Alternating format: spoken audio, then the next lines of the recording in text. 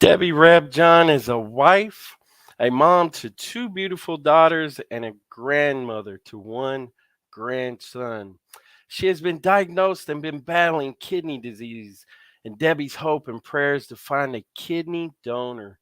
I want to see my daughter graduate from college, my daughters get married, and watch my grandson grow up. A living kidney donor can make that possible. Guys, if you're here tonight to support our special guest, Debbie Rabjohn from Georgia.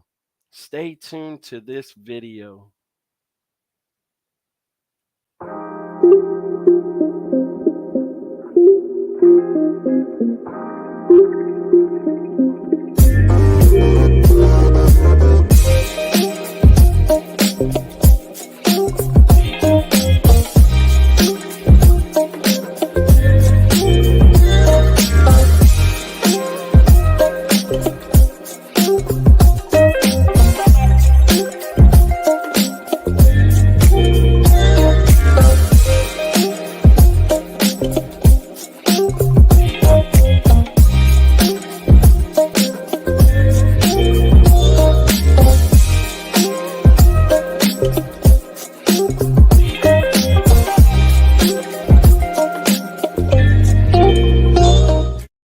Hey guys, welcome to Hope with Jonathan. I'm your host, Jonathan Traylor. Tonight, guys, we have a very special guest all the way from the Atlanta, Georgia area, Debbie Rabjohn. She's a kidney warrior in need of a living kidney donor.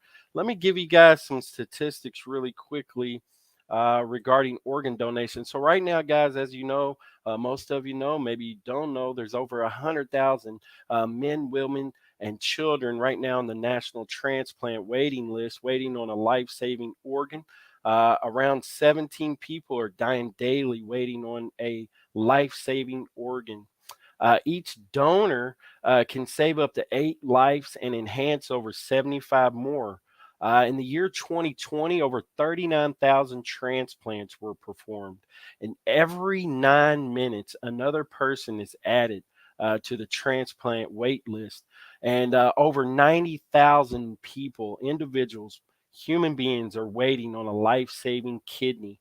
You can make this all possible if you donate. Go to donatelife.net and sign up to be a donor today. And who all can be a living kidney donor? Well, guys, I'm going to answer that for you really quickly.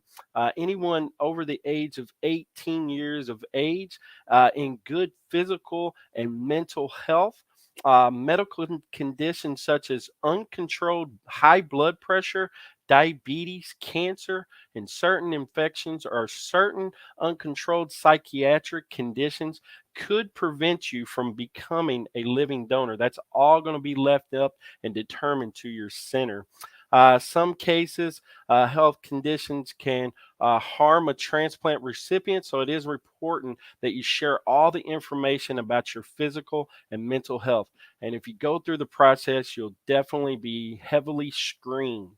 But listen, guys, I'm glad you guys joined us tonight. We have a lot of people joining us tonight. Appreciate all the support for Hope with Jonathan. I'm glad that we have a lot of people here that are supporting Debbie tonight. Can't wait to bring her on. I was talking with her backstage, and she's really got an awesome personality. Guys, if you haven't already, hit that subscribe button for us over here on YouTube. Please do so right now and show your support for us for Hope with Jonathan as we share these warrior stories. Really appreciate everyone for showing up tonight. We've got Arlen Hatcher from Canada. Thank you for showing up tonight. Appreciate your support. We've got Dwaylen Williams in the house from kidneytrails.com. Thanks again, Dwaylen, for your undying, unwavering support for Hope with Jonathan. Really appreciate you. Melissa Trailer, my wife, my beautiful wife, best friend, thank you for showing up tonight. Appreciate your support. And we've got Tasha Wallace. Really appreciate you. Really appreciate you showing up tonight. We can definitely get into that subject. Got some great comments coming in and a great question there.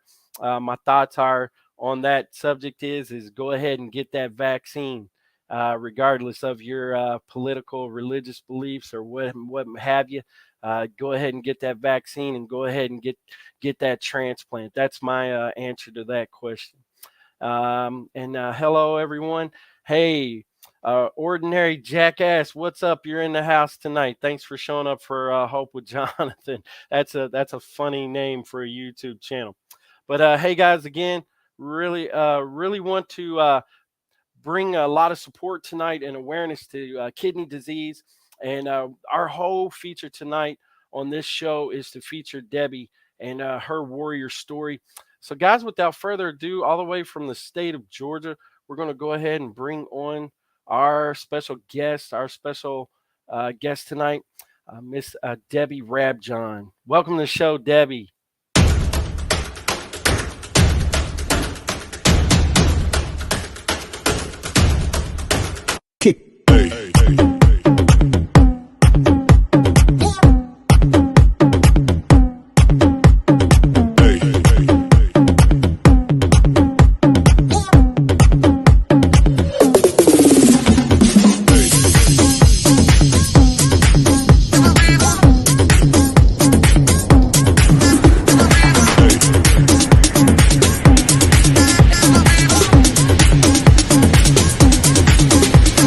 Everybody shake it, baby.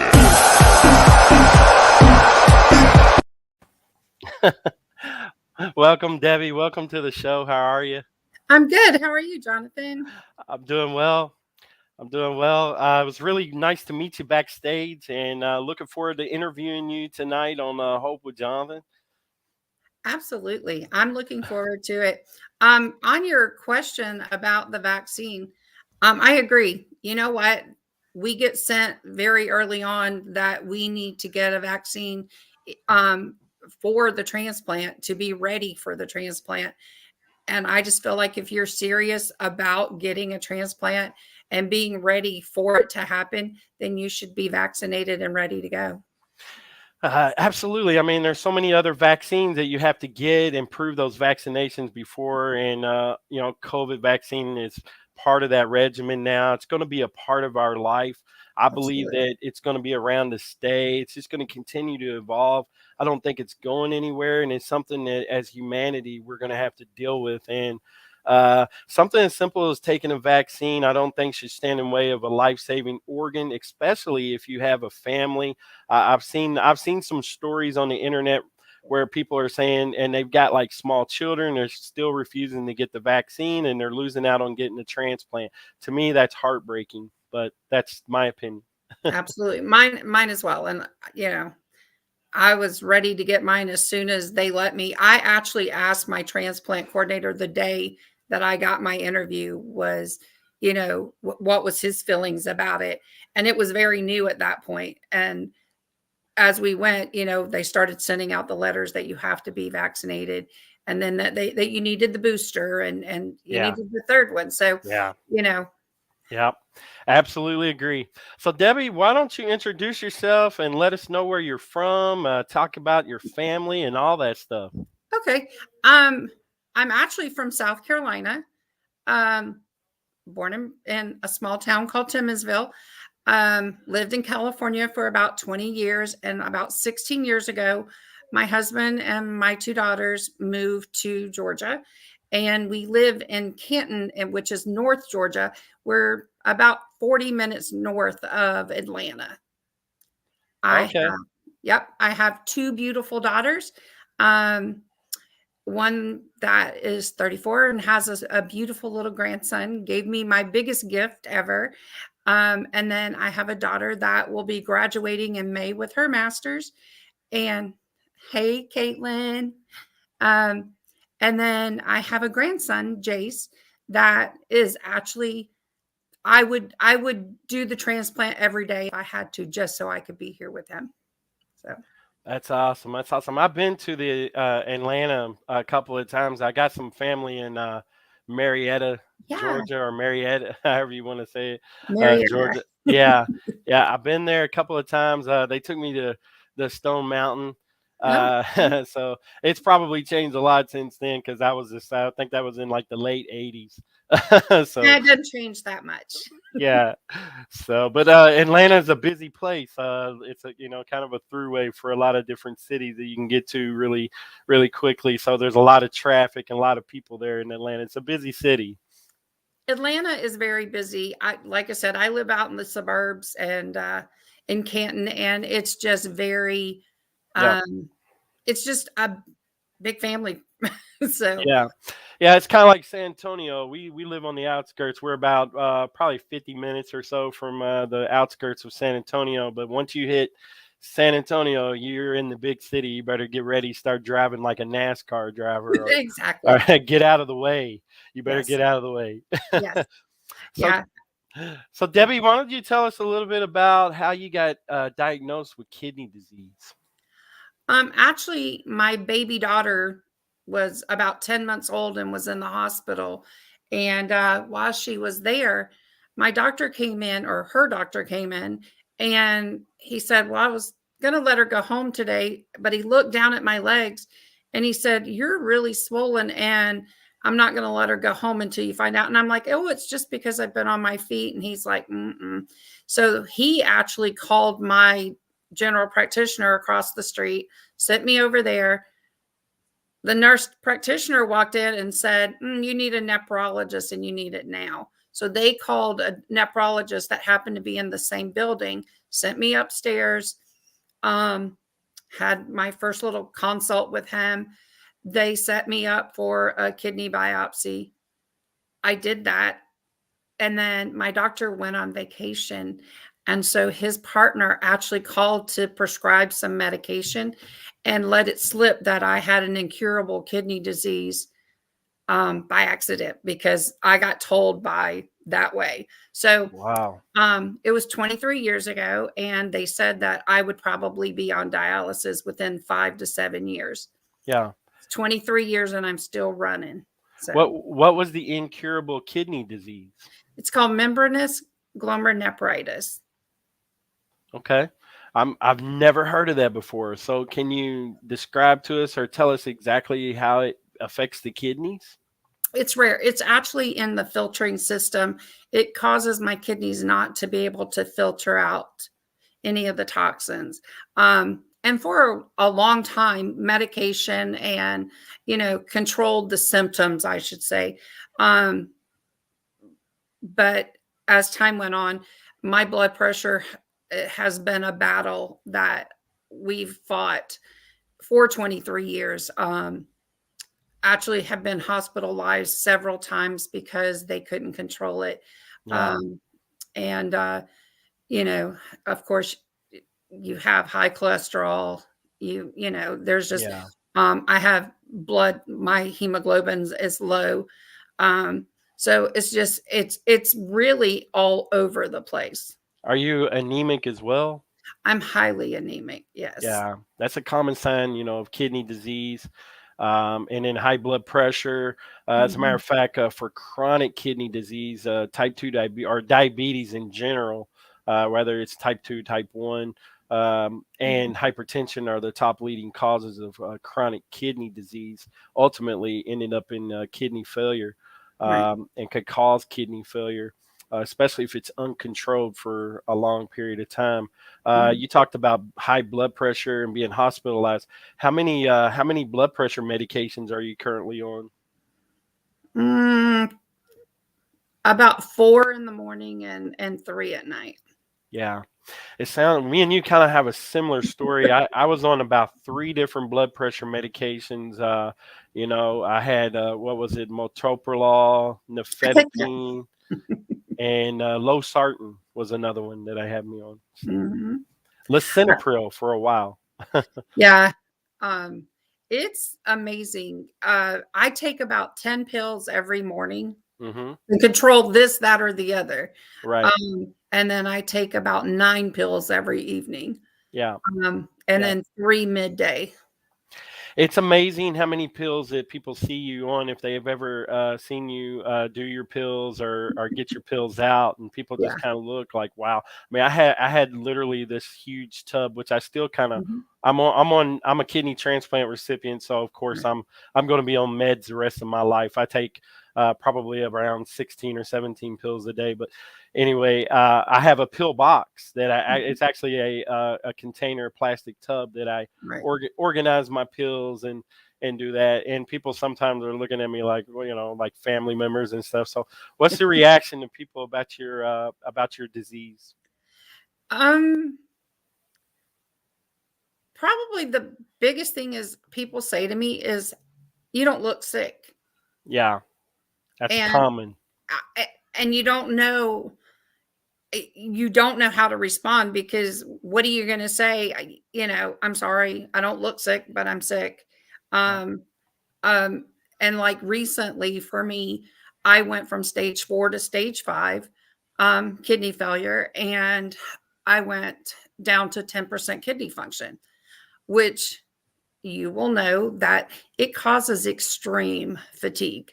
right. Um, and I went from being super active in my community, in my school district, serving on everything to literally I stay in one club and I'm the president of it and just, working for that because I don't have the energy to do all the other stuff anymore. Yeah. Yeah, chronic fatigue is another sign and symptom of kidney disease, and one of them that I ignored because I was sleeping.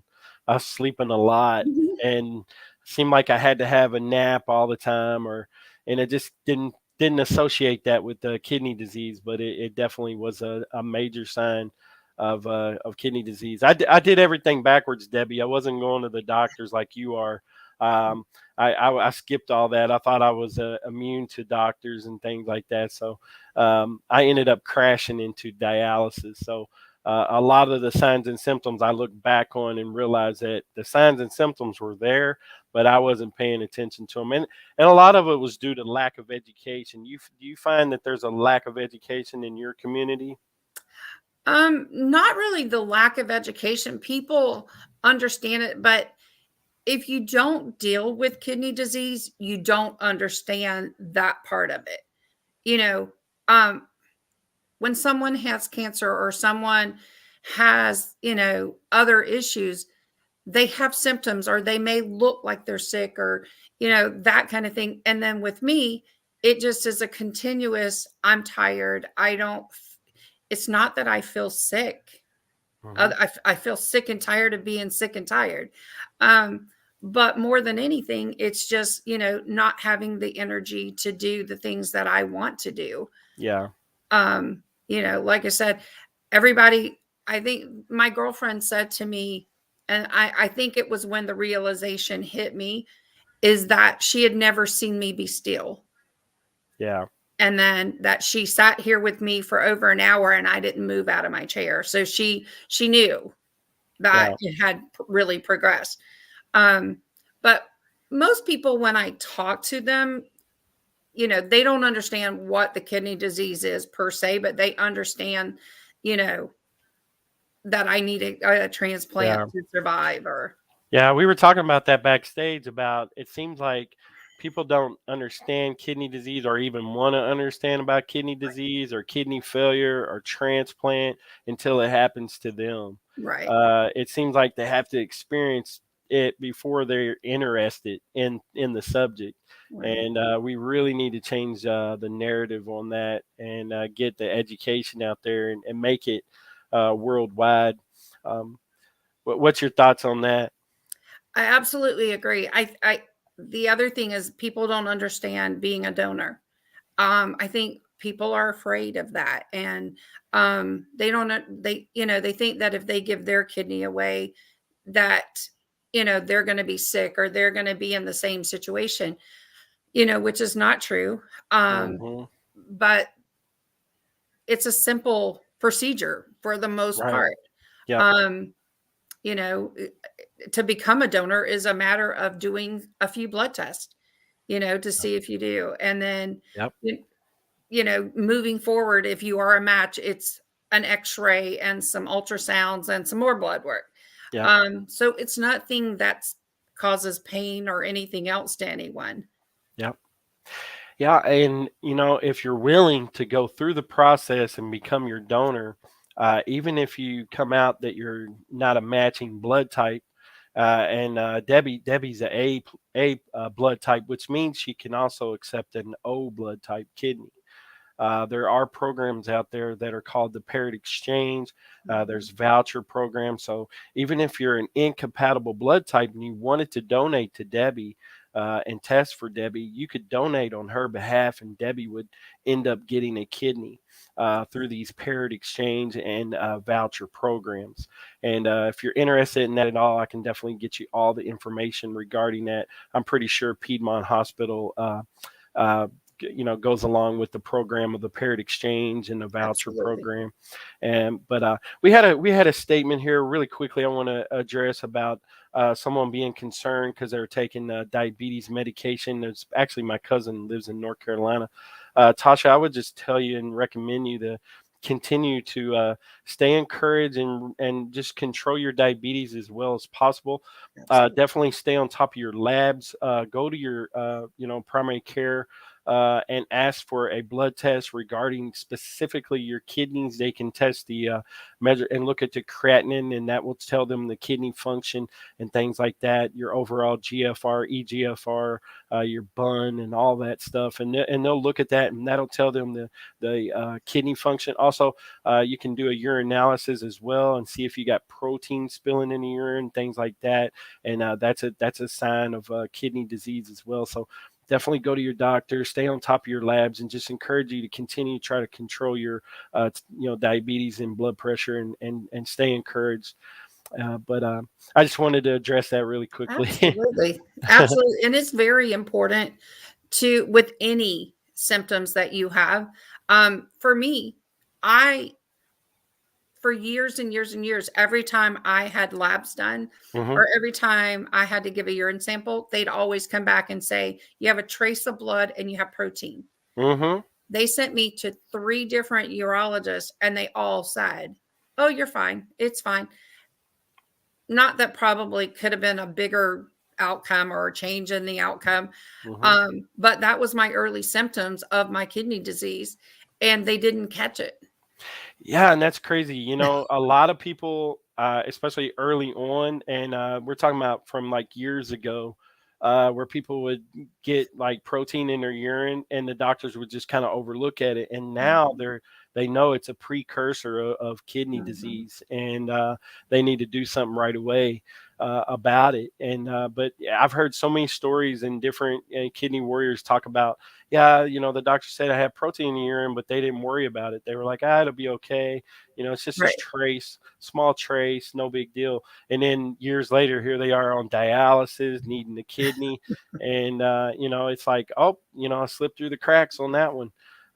So Right. it's easily done. Why don't you talk a little bit about your support? Who's your support? Because support is so crucial when you're battling a chronic illness. Um, I would say my biggest support is my husband.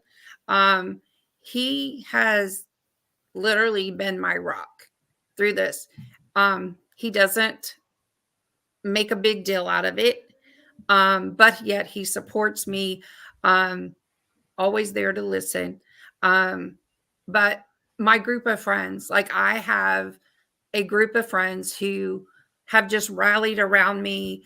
And been there for me through it all, on those days that, and I'm sure anybody, especially you've had a transplant, that there are some days that you do everything in your power to keep hope. You Yeah. know, last Friday, I was told that the well is dry, that no one is testing on my behalf. That's a Mm, hard thing to hear mm, when your doctor has just told you that you need that transplant more now than ever, and that you're down to 10% kidney function, that they can't hold off from doing dialysis. Um, and I think I've shared with you that um, I have a huge fear of dialysis. And I have said from day one that I didn't know that I would have or go on it. And in dealing with, you know, talking with you, talking with Kent, talking with, Kidney Solutions, and mm-hmm, listening to other people who have been through, mm-hmm, everybody keeps telling me, do it, do it. It'll make a difference. It'll at least mm-hmm, keep you alive while you mm-hmm. go, and while you're waiting on that kidney. So, I just keep praying about it and hoping that, the kidney will come. Um, but I believe that God has a plan for me, and so I just trust in that. Absolutely. He definitely has a plan. You're still here for a reason, telling your story. And Debbie, I just want to let you know by telling your story, you're giving other people hope.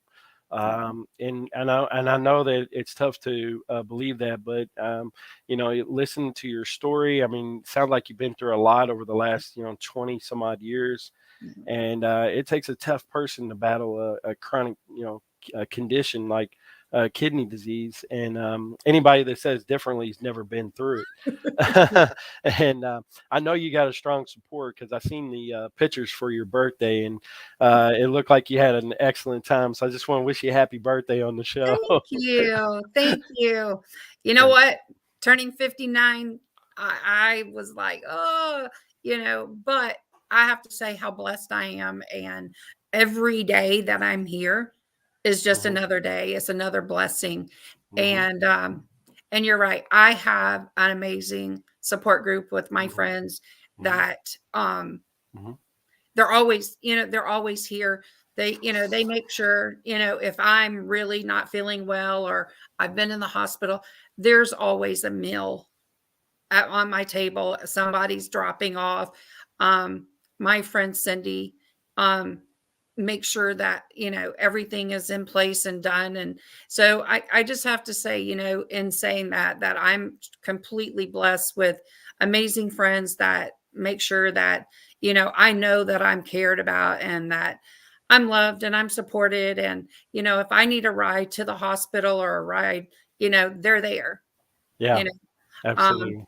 when I had a concern, like, when you go through all of the paperwork and all of that, and they explain to you when you get a kidney, you have to go to the hospital, 3 times a week after you have your transplant. I was like, oh my gosh, my husband works, and my daughter's in school. And, so it was kind of like, yeah. And my friends were like, oh, don't worry about it. We got you. So, Absolutely. That's awesome. That's wonderful to have.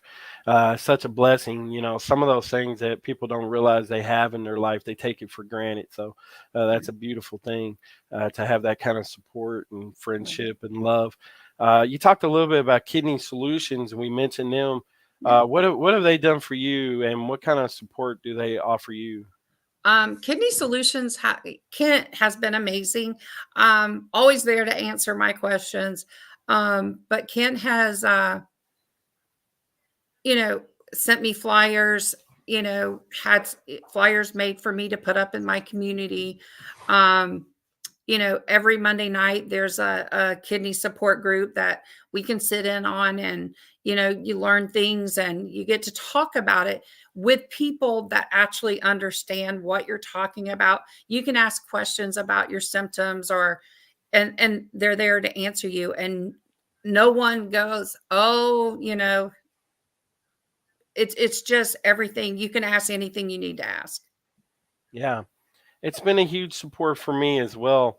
They've been there for me. Of course, I live in the same town that Kent lives in, Oh, okay. and so my story with him is a kind of a crazy one, but it's a God story if there is a thing, Oh, because my wife was having gallbladder surgery, and a nurse at the hospital handed me and actually handed her the business card for Kidney Solutions, oh, and right before she went back for surgery, and then she handed the card to me, and I called him the next day, and we met here locally in town, and when we connected, connected instantly, oh. and it was a great connection for me. I mean, he showed me so much support, showed me how to advocate for myself, and really was in my corner. And I got out and I passed out flyers, and he handled all the phone calls. People were calling in for me and things like that, and he would call me almost every day, and or at least a couple times a week, and staying in contact. And then of course the support groups, which we've mentioned already. Support is just, man, it's just so crucial It when you're is. battling kidney disease, because I mean there's a lot that comes with it. I mean, you have anxiety, you have fear, you have depression, you have questions, and these are real problems that happen to a lot of people. And I can't imagine battling a illness like kidney disease, going through kidney failure, transplant, looking for a donor. I mean, going through that alone would be a lonely process for sure. It is. And, before, um, I always said like, oh, I don't have depression. And I don't have depression in the clinical sense of depression. I just sat because the kidney journey, the kidney disease journey, the transplant journey is really one that you have to travel on your own. Nobody can travel it for you. No one can go get tested for you. No one can, sit in there and get labs. I get labs pretty much every week. Yeah, Um, and no one can do that for you. And just, for a while, much better now that I have like Kidney Solutions U and other groups to, kind of get me through. But there were so many nights that I would just sit or lay in my bed and just be like, you know, what's going to happen? I hmm don't know what to expect, you know. And I would cry. Like I actually would just sit and cry because I was like, I don't know what is coming down the pike. yeah, Um, when you want to see your children grow up, I have 2 daughters. I want to see them get married. yeah, I have a grandson. That is my whole world. And I want to see him grow up and graduate from high school and go to college. I want to see all the things that everybody else wants to see with their children, their grandchildren. I want to go on vacations with my husband. I want to go make memories with my grandson. And what people don't understand is when you are on the transplant list, you can't do that. right. Like I'm not allowed to travel, like, or if I do, I have to let them know that I'm going to be more than 2 hours away from my home. hmm Um, so like I said, sometimes it's a lonesome journey that you're on, but thank goodness for I've found, everyone for you know, the support groups and stuff that has helped me get through this. Yeah, Um, and then, like I said, I'm blessed that I have great friends, but at midnight when you're not sleeping, you have only you to deal with. And, yeah, sometimes that's a very lonely place to be. yeah. So far you've been able to avert the the D word, the dialysis. I don't like And that word. you've gone for so long now, and you've done really well. What type of ways? I mean, are you following a renal diet? I mean, is there what in what ways are you trying to avert dialysis? I drink lots of water. Mhm. Mhm. Um, before I have to be very honest, even when I first found out I had a kidney disease, um, I didn't do all the things that I should have done, because the symptoms weren't bad enough. Mhm. You don't really change your lifestyle. But like now, like I know, like I had to give up one of my things that I love more than anything, which is spinach salads. Like I'll have one a month because I Okay. can't have the potassium. Right. Um, Potatoes, I've had to learn, I love potatoes. I'm a meat and potato girl. Mhm. I've had to learn, like, if I want to eat something with potatoes, I have to soak them and get, the starches out of them. Yeah. Um, that Mhm. kind of thing, So it's actually a lot of just thinking ahead of what I'm doing, Mhm. cutting back, trying only to have beef like once or twice a week. Yeah. And sadly for me, I don't my husband doesn't eat any fish. I only eat a few kinds. Mhm. Um, and I'm not a chicken fan, so it's difficult for me. Mm. But we have found ways around it and learning how to do it. Yep. Um, you know, I watch what I eat. Yeah. Yeah, it's definitely a lifestyle change for sure. And then, if you do ultimately go into complete kidney failure, they'll they'll want to change your diet a little bit and want you to eat protein. Of course, I know before now they're trying to get you to back off Not of the eat. protein. It's not really good for you right now. And then, so it's kind of there's a lot of different changes, with the kid between, fighting and battling kidney disease and staying on this side of the fence. And then once you go into kidney failure, then they want you to change some of those things. And I remember when I was in kidney failure, I ate a lot of Mm, pork chops, steamed vegetables, and white rice. And I ate that meal religiously for like, I think a whole year.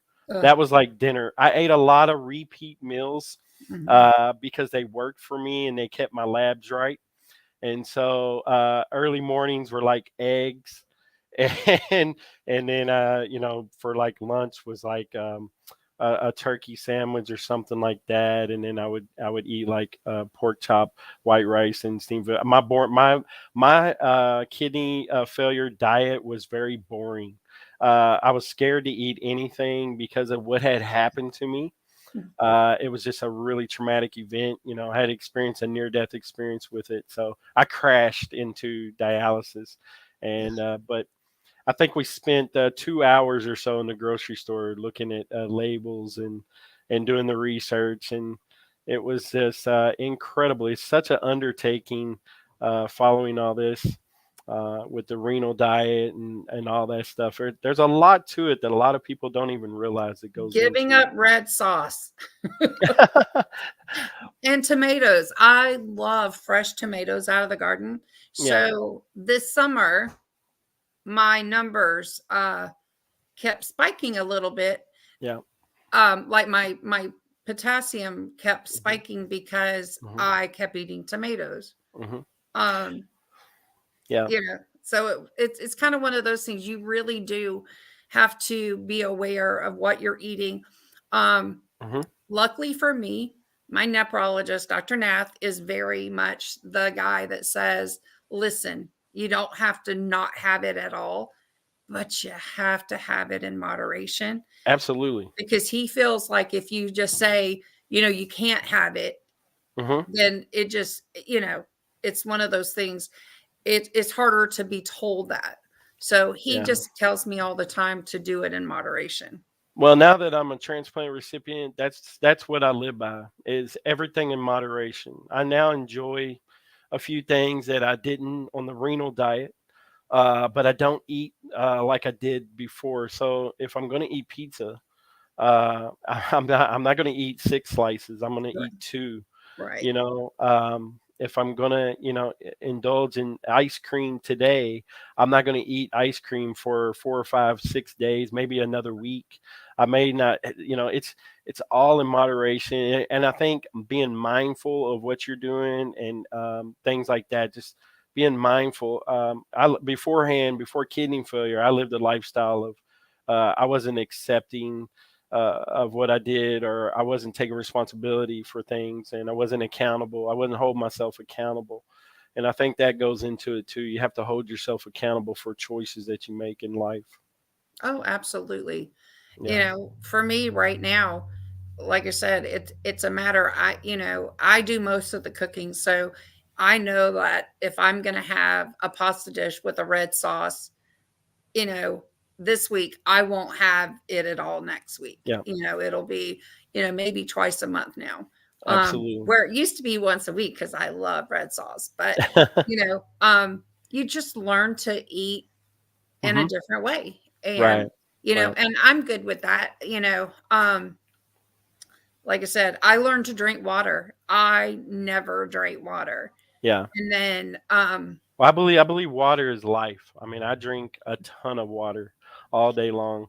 I do Uh, too. and I stay away from sodas. I do occasionally with dinner. Sometimes I'll drink some unsweet tea with maybe some lemon in it or lime. I live in Texas, so we use lime down here.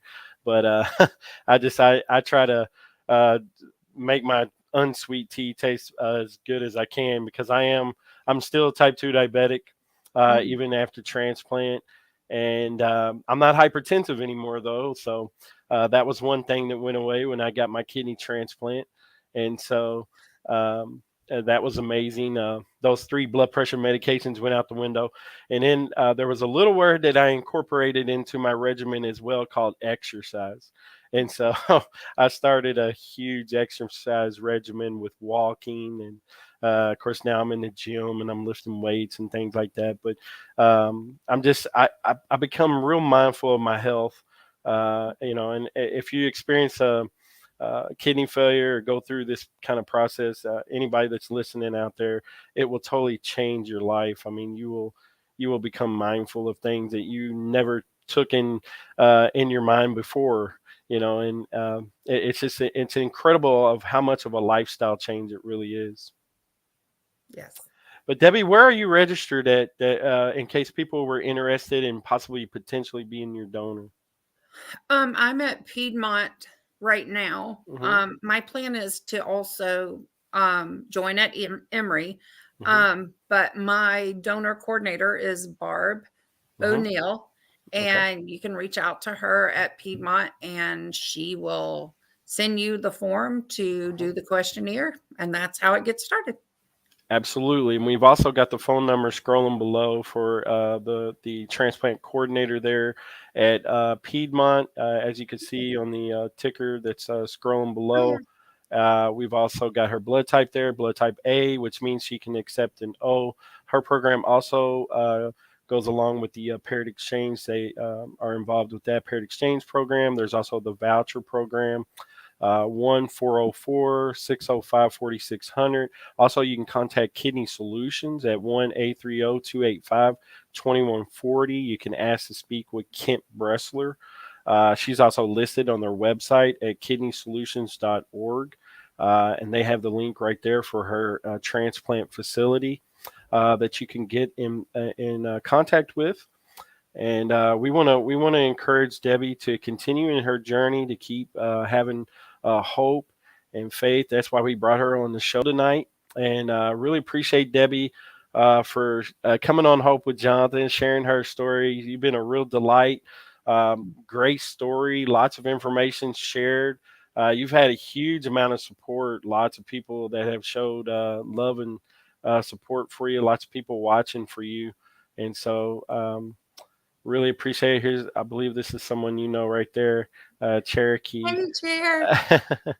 And so, and we really appreciate all our support tonight. We've got people watching from all over Canada, Toronto, Canada, and here in Texas, just all over. Lots I of see great some South support. Carolina people in South, there too. South Carolina, we had a representative from North Carolina.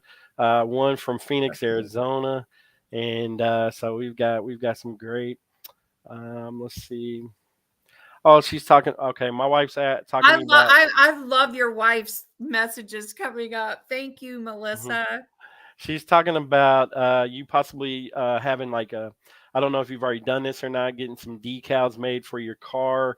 Maybe some T-shirts printed up. Maybe you've already done that. I I have don't know. not, but I got a cricket or a circuit for Christmas, and I will be Hmm. making one tomorrow. Yeah. They are great conversation starters. If anything, you can get I need a kidney donor or whatever you'd like to say on it, and then have your phone number.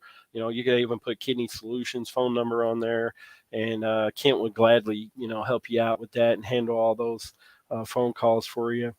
But KWM, appreciate you all the way from Toronto, Canada. Kyle Hockridge for watching the show. Anthony Reed from kidneytrails.com. Anybody that's out there that's watching, go check out kidneytrails.com. They're doing amazing things. Great kidney community right there. Let's see. Chris. Oh, okay. Appreciate you, Chris, all the way from Arnold, Missouri, watching Another the one of my show. girlfriends. So appreciate you showing and showing support for Debbie. Debbie, real quickly before we end the show, I know we had James Fabian from Dad Vice TV. If you guys aren't already subscribed to his channel, go check him out. He's got over 100,000 subscribers over here on YouTube, and he shares great information on kidney disease and dialysis, transplant, more. He's a great advocate. He's a kidney warrior himself. His name's James Fabian. He's got a channel called Dad Vice TV, so y'all go check him out as well. But appreciate all the support. Michelle, thank you so much for watching. Uh, really appreciate you for watching the show tonight. Debbie, really quickly, I always ask this for people that come on the show and they're looking for a kidney, looking for a donor. But what would a kidney do for you right now, and how would it change your life right now? It definitely would give me hope. Um, it would change my life because without a kidney, without getting a donor, I am going to be going on dialysis if that's the road I choose to do. Um, if not, you die. I mean, it's that simple. There is no cure. There is nothing else to do. I have done everything that my doctor has come up with me to do. So, yeah, I need a donor to live. Yeah, It's that simple. yeah, absolutely. And a kidney donor would do that for you. Definitely, it would change this whole outcome of having to deal with what you're going through right now and everything you've expressed in the interview. Right. Guys, again, if you're interested at all, you can reach out to us, Kidney Solutions, 830-285-2140. And we've got all the information for Debbie. And appreciate you, Debbie, for coming Thank on you. tonight. It's been an incredible show. You want to send any shout outs to anybody before we close out the show? I have seen so many. My nieces are on here. Thank you. My niece from California just showed she's here. I just can't say thank you enough for all your support, everyone. I love you guys. We will do this. Absolutely. Absolutely. So many people showing Oh, so much love for you and so much support that I truly love you, believe that Chris. there is a donor for you somewhere, whether it's going to be a deceased or cadaver donor or a living kidney donor that steps up for you and wants to be your donor, your donor hero. Oh, I And believe it. you never know; could come from an unlikely source. But I definitely believe that God has a plan, and God has a plan for each one of us. And you're here; you're a living witness of that. And the comments just keep pouring in. I'm trying to throw them up before we close out the show. There's so many people loving you, I showing love you you, so much Sarah. love, Love so you. much love. You got this, man. You got support. That is awesome. Thank you, Melissa. So, and you got Love Kenny you, here Caitlin. telling you not to lose hope. And Oh, so thanks, Kenny. amazing support for you tonight. Lots of love for you and support. So that's always amazing. Thank you. And thank you. I appreciate you Thank you so much. And God bless you all. And you know what? Even if it's not for me, be a donor if you can. Absolutely. Donate Life, guys. Go to donatelife.net. You can sign up. Actually, I know if you have an iPhone, you can do it right from your iPhone. But you can go to donatelife.net and easily register to be a donor and check yes at the DMV, most definitely. There's so many people. I discussed it at the beginning of the show. Over 100,000 people waiting right now on a life saving organ. Over 90,000 people are kidney patients waiting on a life saving kidney. That's an incredible statistic. I think it said every 9 minutes someone is added to that list, and it's staggering. The statistics are just staggering. But hey, guys, God bless you guys. Thanks again for tuning in to Hope with Jonathan, We'll do, Kim. and we're gonna close out this show. And you guys have been amazing. Thank you guys for showing up tonight for Debbie and support. And I hope you guys got a chance to hit that subscribe button for me to show support to our channel. What we're doing here with Hope with Jonathan, sharing stories of hope. And we're gonna end this show tonight. And God bless you guys. Take care.